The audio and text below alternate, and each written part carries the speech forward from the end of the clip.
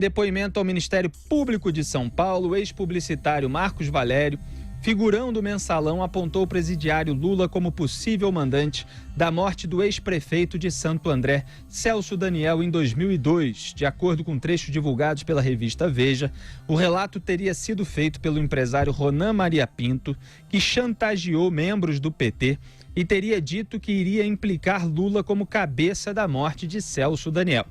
É importante destacar que citaremos aqui diversos condenados no processo do Mensalão e também na Operação Lava Jato. Em 2003, segundo o depoimento, o então ministro da Secretaria-Geral da Presidência, Gilberto Carvalho, convocou o ex-presidente, atualmente presidiário Lula, para uma reunião no Palácio do Planalto. No encontro, o anfitrião afirmou que Maria Pinto ameaçava envolver a cúpula petista no caso da morte de Celso Daniel. Carvalho teria dito que a chantagem atingiria também Lula e o então ministro da Casa Civil, José Dirceu. Ao questionar José Dirceu, o ex-ministro Gilberto Carvalho teria dito: vá e resolva.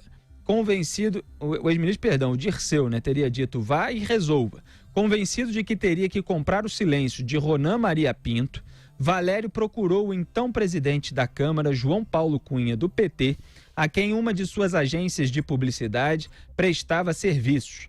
Cunha o orientou a procurar o deputado professor Luizinho, que tinha sido vereador em Santo André. Luizinho, segundo a Veja, teria confidenciado que Celso Daniel topou pagar com recursos da prefeitura a caravana de Lula pelo Brasil antes da eleição de 2002. O ex-prefeito não teria concordado, porém, em entregar à administração a ação de quadrilhas e aqueles que visavam o enriquecimento pessoal.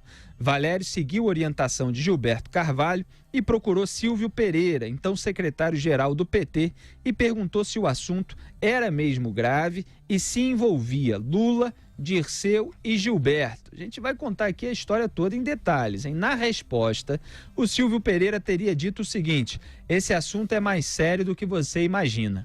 Marcos Valério relata que se encontrou com o chantagista Ronan Maria Pinto em um hotel de São Paulo. O empresário teria dito o seguinte: eu já avisei a quem eu devia avisar, Marcos. Eu não vou pagar o preço sozinho.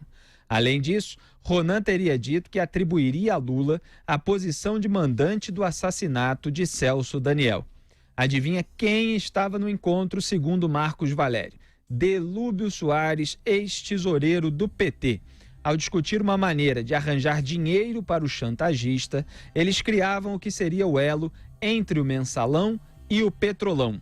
O petista Ivan Guimarães lembrou que fundos de pensão mantinham aplicações milionárias no Banco Chaim. O banco aceitou fazer um empréstimo de 12 milhões de reais em troca de um contrato de operação com a Petrobras no valor de 1 bilhão e 600 milhões de reais. Marcos Valério disse no depoimento que avisou Lula que resolveu o problema. O presidiário teria respondido: ótimo, graças a Deus. A Lava Jato já confirmou metade da história narrada por Marcos Valério. Os 12 milhões do Banco Chaim foram emprestados a José Carlos Bunlai, amigo pessoal de Lula, que pagou o chantagista. Metade do dinheiro, de acordo com Valério, foi para Jacob Bittar, outro amigo de Lula, ex-conselheiro da Petrobras e pai de Fernando Bittar, que consta como um dos donos formais do sítio em Atibaia. Muito bem, Marcos Valério falou ainda de uma ameaça relatada pelo ex-braço direito de Lula quando cumpria pena em regime fechado. Segundo ele, Paulo Okamoto disse o seguinte, abro aspas, uma turma do partido acha que nós devíamos fazer com você o que foi feito com o prefeito Celso Daniel. Mas eu não, eu acho que nós devemos manter esse diálogo com você. Então tenha juízo. Olha, eu vou repetir porque esse recado aqui é gravíssimo, é muito forte. Essa fala aqui atribuída ao Paulo Okamoto é uma fala de mafioso, né? Então vou repetir aqui. Marcos Valério falou ainda de uma ameaça relatada pelo ex-braço direito de Lula, o Paulo Okamoto, quando cumpria a pena em regime fechado. Segundo ele, Paulo Okamoto disse o seguinte: quando cumpria a pena em regime fechado, o Marcos Valério, né? Então, segundo o Marcos Valério, para botar os pingos nos is, o Paulo Okamoto disse o seguinte, abro aspas, uma turma do partido, quer dizer, do PT, acha que nós devíamos fazer com você o que foi feito com o prefeito Celso Daniel. Mas eu não. Eu acho que nós devemos manter esse diálogo com você. Então tenha juízo. Fecho aspas. Vocês vejam a gravidade da ameaça, dizendo que tem o pessoal lá querendo te matar. Mas eu acho que a gente pode dialogar aqui se você tiver juízo, né? O recado era esse, de acordo, claro, com o relato do Marcos Valério. E o Valério teria respondido, aspas, eu não sou o Celso Daniel, não. Eu fiz vários DVDs, Paulo, e se me acontecer qualquer coisa, esses DVDs vão para a imprensa. Fecho aspas. Na cadeia, Celso Daniel foi agredido, torturado e teve os dentes quebrados. Muito bem, a violência sofrida pelo Celso Daniel na cadeia, por muito tempo, foi assunto à boca pequena, a imprensa falava aqui e ali, de notícia de bastidor, ninguém confirmava, e parece que agora as investigações estão andando e, de fato, houve agressões, como está sendo reportado mais uma vez. O Rodrigo Constantino está na linha com a gente, diretamente da Flórida, nos Estados Unidos, reforçando aqui os pingos nos is nesse dia que o Augusto está ausente, e o Zé Maria Trindade ainda está estabelecendo conexão com a gente lá de Brasília. Rodrigo, eu comentei muitas vezes aqui nesse programa, fiz um vídeo até anos atrás sobre o caso Celso Daniel, a fila de cadáveres de pessoas que sabiam dos fatos ali naquela noite do crime, e muitas coisas me chamavam a atenção nessa história. Uma delas era essa moral petista, né, que no caso dentro do partido nem era a pior das morais, mas já era para nós, pessoas normais, uma imoralidade, que era a do próprio Celso Daniel, porque ele admitia que se desviasse recursos públicos para a campanha, para o partido, para o projeto de poder, mas ele não admitia em hipótese alguma que se desviasse dinheiro público para enriquecimento pessoal. E ele ficou justamente irritado, justamente que não é uma questão de justiça que eu estou falando, ele ficou especificamente irritado quando ele soube que havia petistas desviando dinheiro para enriquecimento pessoal. Quer dizer, ele estava ali topando o roubo pela causa, mas o roubo para ficar rico, não. E parece que ele poderia dar com a língua nos dentes e acabou morto, né? Essa é a impressão que todo esse caso deixou, mas é uma investigação que permanece aberta até hoje, porque a gente fica com a sensação de fato de que os mandantes não foram ainda localizados com provas. Rodrigo. Exatamente, Felipe. Boa noite. Celso Daniel é um cadáver insepulto, né? Tem muita coisa por trás dessa história que mais parece um livro de ficção. Aliás, o nosso colega de casa, Silvio Navarro, tem um ótimo livro jornalístico sobre o assunto, mas traz mais perguntas do que respostas, justamente porque continua ainda pairando aí um monte de incertezas em relação a como ocorreu esse assassinato e quem está por trás. Em relação a essa questão da ética petista, é muito interessante porque isso também sempre chamou minha atenção. O Celso Daniel nunca foi santo. Ele era o ético, entre aspas, dentro de uma postura antiética de partido. Aquela mentalidade revolucionária marxista que diz que os nobres fins, entre aspas, justificam quaisquer meios, ou seja, roubar ou até mesmo sequestrar, vender drogas, matar, como fazem outros grupos revolucionários de extrema esquerda, né? Tudo isso é aceitável desde que para fortalecer o projeto de poder do partido, a causa. Se desviar para comprar sítios ou tripletes, aí é que o bicho pega na cabeça deles.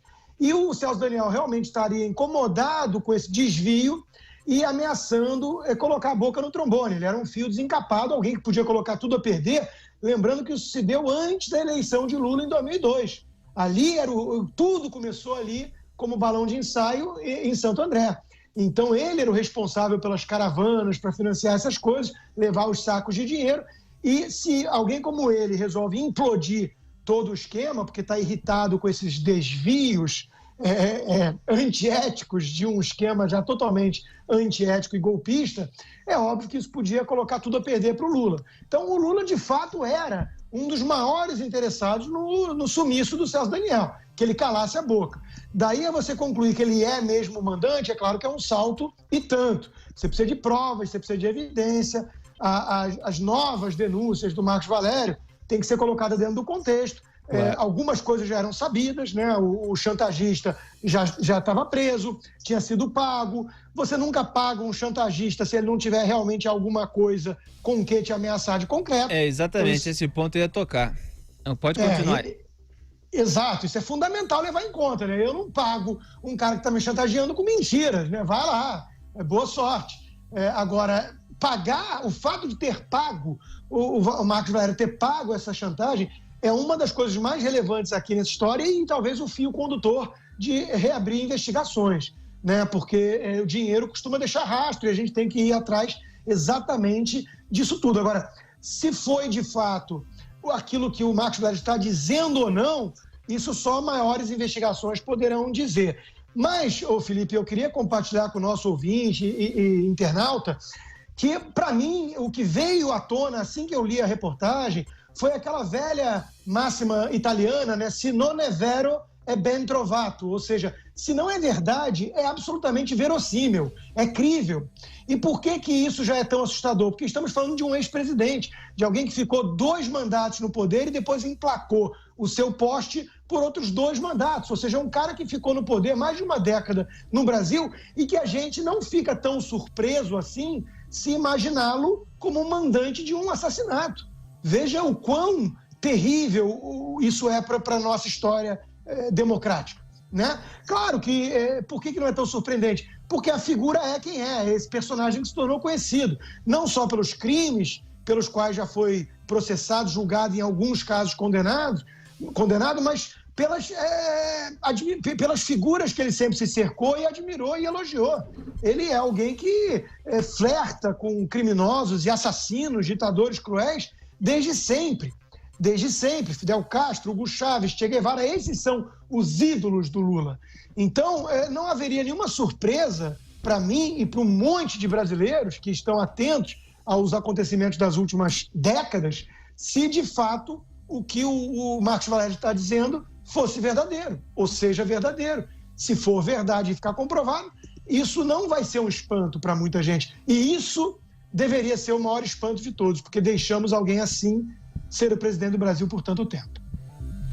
Exatamente. O relato do Marcos Valério é de que o Ronan Maria Pinto teria dito, quer dizer, o relato do Marcos Valério é de que ele disse, né? Nós aqui dizemos teria dito porque a gente quer justamente que isso seja provado se for verdade, enfim, que a investigação tenha um avanço que possa trazer alguma conclusão a esse respeito. Mas o Marcos Valério disse, portanto, que o Ronan Maria Pinto disse a ele que atribuiria a Lula a posição de mandante do assassinato de Celso Daniel.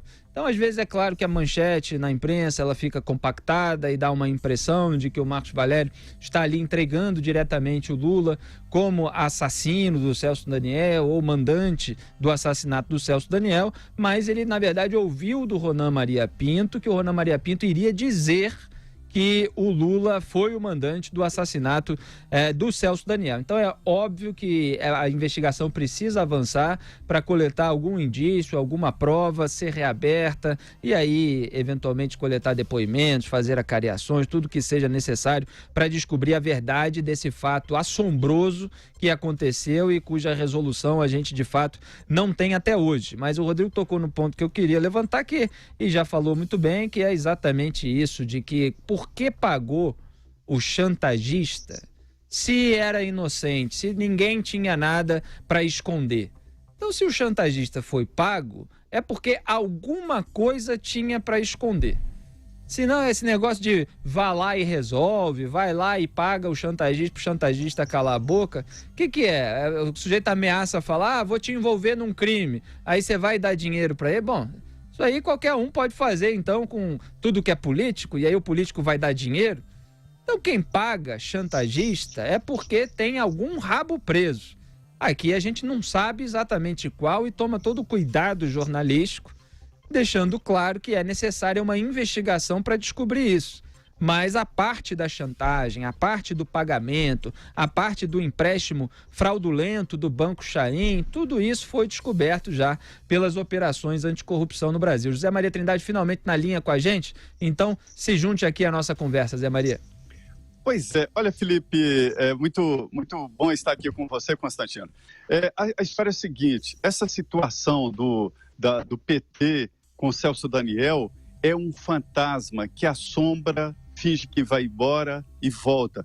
Eu conversei com a senadora Mara Gabrilli e que conviveu ali de perto, tendo o pai ameaçado, o pai foi ameaçado por este grupo, havia mesmo um esquema na prefeitura e o pai dela trabalhava na área de ônibus, né, de transporte urbano e foi ameaçado, foi chantageado, era este mesmo o esquema. Marcos Valério é um personagem importantíssimo na história recente de combate à corrupção no Brasil. Ele foi pego e tentou fazer delação premiada já naquela época no Mensalão. Não foi possível, em parte por falta de regulamentação da lei de delação premiada. Ele tentou, mas acabou não conseguindo e negociou com o grupo do ex-presidente Lula e deixou de fora o ex-presidente Lula no Mensalão. Hoje isso fica muito claro, que se o Marcos Valério, naquela época, tivesse fechado delação premiada como ele queria, o ex-presidente Lula já teria sido preso lá no Mensalão. É isso mesmo, esta é a história. Tanto é assim que o advogado do ex-deputado Roberto Jefferson tentou mostrar lá no Supremo Tribunal Federal que o julgamento Mensalão estava errado porque estava sem cabeça e que o cabeça da história Mensalão era ex-presidente Lula. Marcos Valério foi condenado, passou o diabo na cadeia e ele armou um esquema de corrupção muito forte. Ficou milionário, dono de empresas em Belo Horizonte, de agências de publicidade poderosas e ele inventou ali no governo do PSDB um sistema de desviar dinheiro de publicidade para as campanhas eleitorais. Chegou no governo PT e encontrou um terreno fértil demais. Era chamado de carequinha. Roberto Jefferson disse na CPI do orçamento, na CPI dos Correios, né, de que o Marcos Valério falava em milhões como se fala em trocados. Ele era o moço do dinheiro naquela primeira fase, antes da entrada dos doleiros que limpava tudo e que arranjava dinheiro transportando de empresas privadas para bancos, né? E ele foi atrás de bancos e cresceu o projeto de corrupção no Brasil que foi iniciado exatamente ali. Felipe, a história tem início, meio e fim. A gente que está acostumado a fazer matéria e fazer investigação vê exatamente ali a coerência, os dados, os detalhes de quem está falando a verdade. Marcos Valério não tem mais nada a perder. Ele agora, ou ele passa o resto da vida dele na cadeia, ou fala o que sabe. É uma história muito complicada. O prefeito Celso Daniel, não se sabe por que até hoje, estava num carro com Sombra, o Sombra abriu a porta de um carro blindado, né? Inexplicável, já houve 1000 testes, a empresa que produziu a blindagem, a empresa que fez o carro disse que não existe aquela história de o carro desligou o motor e as portas se abriram, as travas. E mais, um carro automático não desliga o motor com arranco, igual ele disse que se assustou, deu um arranco no carro, o carro desligou o motor e em virtude disso as portas se destravaram. O carro automático não desliga motor com arranco, nem dá arranco, e muito menos se deve abrir as portas de um carro blindado. É uma história mal contada. E a coisa fica mais difícil ainda porque esse processo foi anulado aqui pelo Supremo Tribunal Federal. Voltou à fase lá de depoimentos do início do processo, ou seja, cheiro de prescrição. Então, é uma história nebulosa e um fantasma que vai atrás do PT e que agora volta a assombrar. E vamos resgatar aqui um pouco tudo que a Operação Carbono, pelo menos uma parte do que a Operação Carbono 14, deflagrada pela Polícia Federal em 1º de abril de 2016, desvendou. Esse Ronan Maria Pinto era um empresário, dono lá de um veículo de comunicação e de uma empresa de viação expresso em Santo André, e ele recebeu, portanto, 6 milhões de reais dos 12 milhões de reais obtidos em negócios que envolvem a Petrobras e o Banco Chain.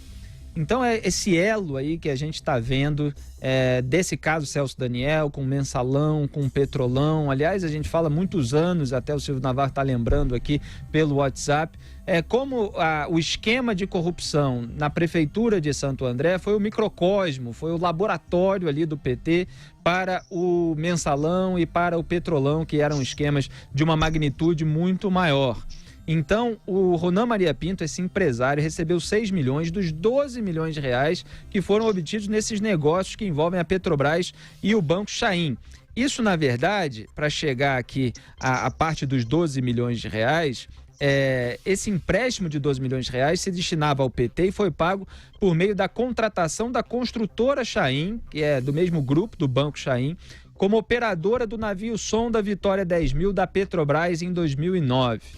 Então vocês vejam que uma parte do grupo é contratada publicamente pela Petrobras e a partir daí consegue um dinheiro que o PT estava devendo, para vocês verem como os esquemas petistas são todos conectados. E teve uma declaração na época do procurador, acho que foi o Diego Castor, do Ministério Público Federal, que falou o seguinte: nosso objetivo é esclarecer a lavagem de dinheiro, crime cometido pelo Banco Chain.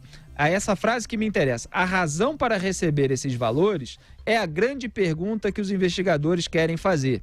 Então sempre houve aí uma névoa na razão desse pagamento de 6 milhões de reais, dos 12 milhões lá que o PT tinha, para o empresário Ronan Maria Pinto. E aqui a gente está tratando justamente disso, dessa chantagem, e apontando que se houve o pagamento ao chantagista, Rodrigo Constantino, é porque havia algum rabo preso. Exato. E os mesmos personagens, como você já destacou, né, Felipe? Os mesmos personagens, aquele núcleo duro do petismo, né? O Gilberto Carvalho, o Zé Dirceu. E são figuras, só para o nosso ouvinte, o nosso internauta entender, são figuras que têm um longo currículo flertando com o crime. O Zé Dirceu é um sujeito treinado em Cuba, tinha codinome lá em Cuba. Então, o que eu repito, né? Por enquanto nós temos suspeitas, denúncias e indícios. Nós não temos prova, tudo isso carece de prova documental do batom na cueca, né, como temos em outros casos ou outras denúncias.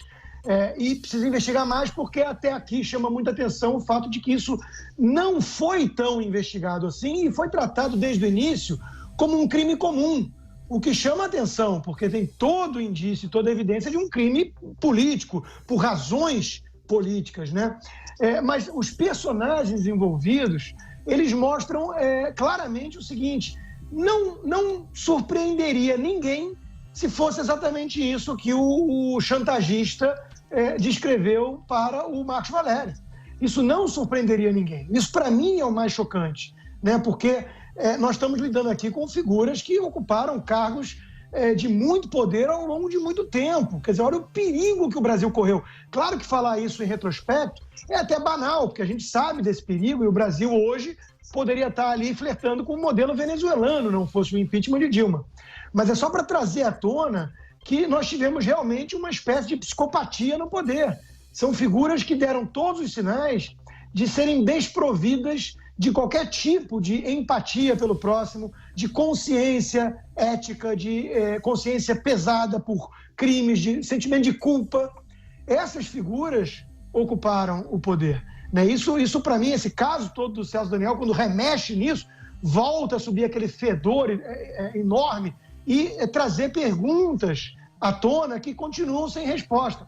Mas nos lembra sempre de que personagens nós estamos falando aqui. E isso é sombrio. Todos nós tratamos desse caso na época, escrevendo os nossos artigos, dando os nossos comentários nos veículos onde trabalhávamos, na internet, ainda em desenvolvimento naquela ocasião, e aos poucos a gente vai relembrando alguns trechos que têm a ver com aquilo que a gente está contando. E eu queria focar um pouco nessa frase do José Dirceu, que está sendo atribuída ao José Dirceu pelo Marcos Valério, que é o vai e resolva. Então, repito aqui a história. O Marcos Valério contou que antes de deixar o Palácio do Planalto tentou levantar mais informações com o então ministro José Dirceu. Falou o seguinte: Zé, seguinte, o Gilberto, que é o Gilberto Carvalho, está me pedindo para eu procurar o Silvio Pereira para resolver um problema do Ronan Maria Pinto. Diz que é uma chantagem. Isso foi o Marcos Valério falando para o José Dirceu.